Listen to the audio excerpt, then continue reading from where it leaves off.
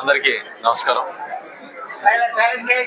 మా అధినేత పవన్ కళ్యాణ్ గారు పిఠాపురంకి వేసిన కమిటీలో జిల్లా అధ్యక్షులు తుమ్మలబాబు గారు, ఇన్ఛార్జి గారు రెడ్డి గారు, అలాగే మాజీ శాసనసభ్యులు దొరబాబు గారు, మేము మొత్తం అందరం కూడా అన్ని నియోజకవర్గంలో ఉన్న అన్ని గ్రామాల వారీగా కష్టపడ్డ కార్యకర్త ఎవరికి అన్యాయం జరగకూడదని చెప్పి ప్రతి కార్యకర్తని గుర్తించే విధంగా ఈ ప్రోగ్రామ్ని ఏర్పాటు చేయడం జరిగింది.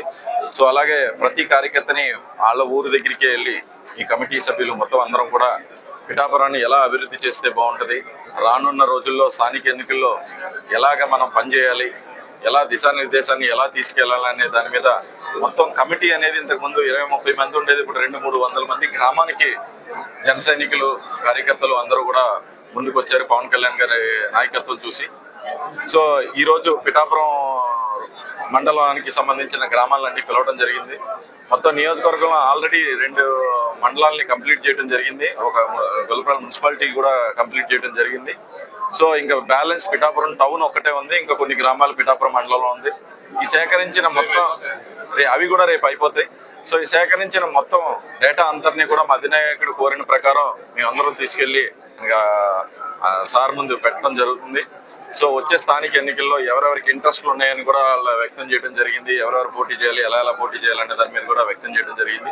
ఇవన్నిటిని కూడా ప్రతి కార్యకర్తని ఆ మనసులో ఉన్నది ప్రతి ఒక్కరిని కూడా సార్ ఒకటి అన్నారు, ప్రతి ఒక్కరిని కూడా పేలు పెట్టి పిలవాలనే కసి ఉంది నాలో. సో డెఫినెట్లీ కష్టపడే కార్యకర్త ప్రతి ఒక్కరిని నాకు పిఠాపురంలో ఏం జరుగుతుంది అనేది మొన్న మీటింగ్లో కూడా చెప్పడం జరిగింది. మా అందరికన్నా కూడా పిఠాపురాన్ని బాగా తెలుసుకుని ఎక్కడ ఏం కావాలన్నది ఆయన అభివృద్ధి చేస్తున్న పార్టీకి కార్యకర్తల ద్వారా కూడా ఆయన కమ్యూనికేట్ చేయడం కోసం ఈ ప్లాట్ఫామ్ ఏర్పాటు చేయడం జరిగింది. రేపుతో మొత్తం కమిటీ మొత్తం అంతా కూడా ఫినిష్ చేసేయచ్చు. ఫినిష్ చేసిన తర్వాత సార్తో చెప్పి ఆల్రెడీ ఇంకా నెక్స్ట్ ఏం చేయాలన్నది కూడా సార్ దిశానిర్దేశం ఇవ్వడం జరిగింది. సో దాని ప్రకారం కమిటీ సభ్యులందరం కూడా పిఠాపురంలో అంటే ఎందుకు అంటే ఎవరు ఏ అవైలబిలిటీలో లేకపోయినా సరే ప్రతి రోజు కూడా కార్యకర్తకి నాయకుడు అనేది అవైలబిలిటీలో ఉండటం కోసమే ఇలాగా కమిటీ వేయడం జరిగింది. 5గురితో కూడిన కమిటీ వేయడం జరిగింది. సో ఇదంతా కమ్యూనికేషన్ అంతా కూడా హరిప్రసాద్ గారు అక్కడ ఉన్నారు. సార్కి ప్రతిరోజు ఏ రోజుకి ఆ రోజు తెలియజేయడం జరుగుతుంది. సో రానున్న రోజుల్లో డెఫినెట్లీ 100% స్ట్రైక్ రేట్ పిఠాపురం స్థానిక ఎన్నికల్లో కూడా 100% స్ట్రైక్ రేట్తో మా అధినాయకుడు పవన్ కళ్యాణ్ గారి నేతృత్వంలో మీ అందరూ వెళ్ళారు. ధన్యవాదాలు. చంద్రబాబు నాయుడు గారు కుప్పలో ఉన్నాడా? చంద్రబాబు నాయుడు గారు హైదరాబాద్, అమరావతిలో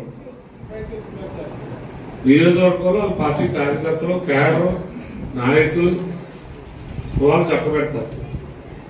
స్థానిక ఎమ్మెల్యే అమలు జరుగుతారు. ఇక్కడ డిప్యూటీ సీఎం స్థాయిలో ఉన్నాడు, కేబినెట్ మీటింగ్ జరగాలి, రాష్ట్రంలో చక్కబెట్టుకోవాలి. ఒక పక్కన కేంద్ర రాజకీయాలు నడుపుకోవాలి, ఒక పక్కన కూటమి ప్రభుత్వంలో వాళ్ళ విధంగా ఉన్నారు చూసుకోవాలి, అక్కడ ఉన్న వైసీపీ పార్టీ ఏం చేస్తుందో చూసుకోవాలి. మనమే ఇవన్నీ ప్రజలకు చెప్పాలి. సిస్టర్స్ కి శారీస్ పంపించినా సరే కార్యకర్తలతోనే పంపిస్తున్నాం. ఏ ప్రోగ్రామ్ అయినా సరే మీ రోడ్స్ ఏం కావాలన్నది కూడా కార్యకర్తల ద్వారా అక్కడ ప్రజలను కనుక్కుని ఏమంటున్నారు.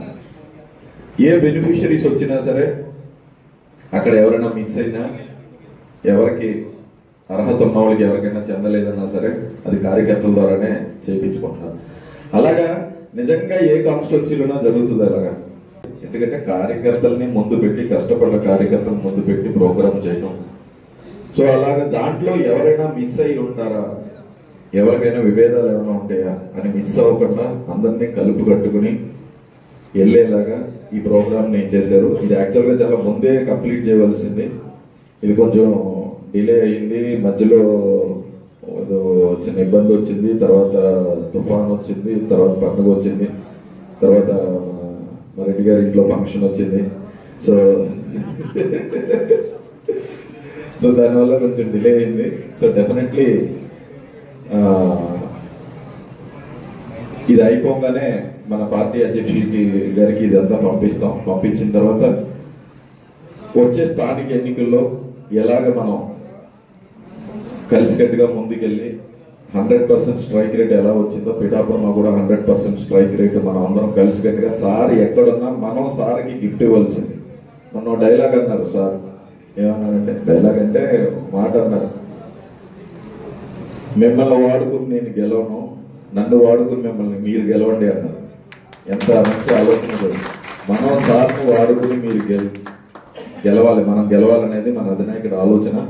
సో డెఫినెట్లీ మనం కూటమిని గెలిపించుకోవటం, మనం అందరం గెలవటం ఉన్నట్టుగా భావించి, సో అందరూ కలిసికట్టుగా ముందుకెళ్తూ వచ్చే స్థానిక ఎన్నికల్లో చాలా బలంగా పనిచేయాలని చెప్పి కోరుకుంటూ మనస్ఫూర్తిగా సెలవు తీసుకుంటాం.